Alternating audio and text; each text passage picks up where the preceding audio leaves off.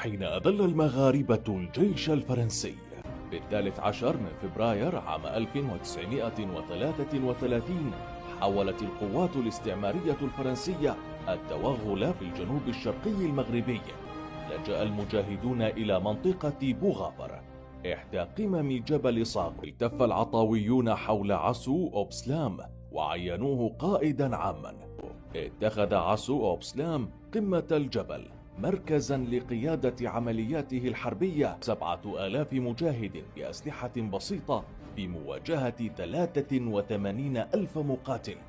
على مدار 4 أيام قصفت الطائرات والمدافع الفرنسية مواقع المجاهدين المغاربة بمحاولة لإرغام المقاتلين وعائلاتهم على الاستسلام، إلا أنها باءت بالفشل أمام استماتة المجاهدين وخسائر جيوش الاحتلال التي تجاوزت 3